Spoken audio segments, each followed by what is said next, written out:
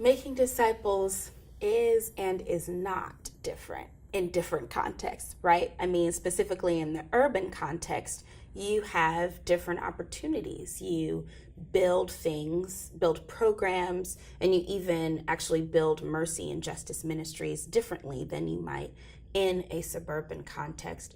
But I think it's also important to highlight similarities, to highlight the general human context, because we have this tendency to say, here's how we do things in the church, and then here's how we do things in the urban church. And so it's really important for us to strive for a greater, not only theological unity, but a greater unity even of communication, how we train youth in the urban context, being so different from how we might train youth who grow up maybe outside of a city to come into the city and befriend youth in the city.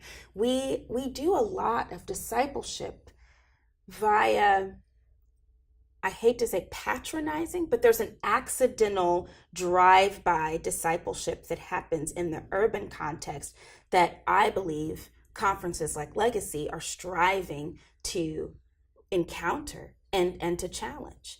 And I think it's really important to note that discipleship at its most basic, its most practical, is simply acknowledging that when God brought you into his family, he wasn't done. So once we acknowledge that, then making disciples simply becomes the action, the habit of informing people wherever you are, however you meet them, that God's family is enlarging and they should be a part of it. So urban discipleship in its, I guess, its clearest form, most basic definition, would be doing family building in a city.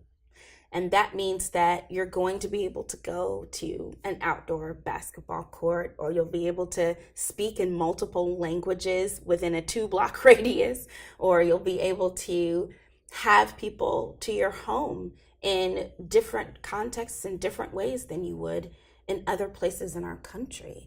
But it doesn't make it different. It doesn't make it special in terms of how we take the Bible and live it out.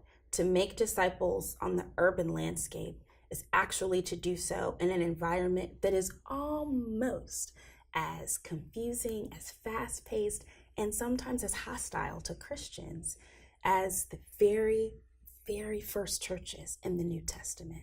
And so I think that our churches in the U.S. have to grapple with urban discipleship making. We have to begin to encourage each other to do it. And we have to find out how we can partner with people who are far away from folks that have the opportunity to do urban discipleship making. How are we honoring each other in our different contexts? And how are we saying, yes, we have to do things differently, but we are doing these different things for the same reason? To me, it differs in a lot of places in our country over race, culture, and language.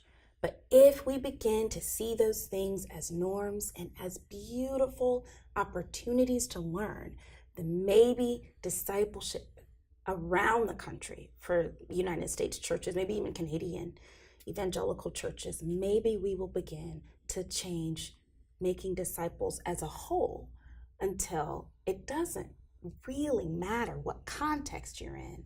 It matters how you're trained and prepared with biblical cultural intelligence to face anything, no matter where you came from.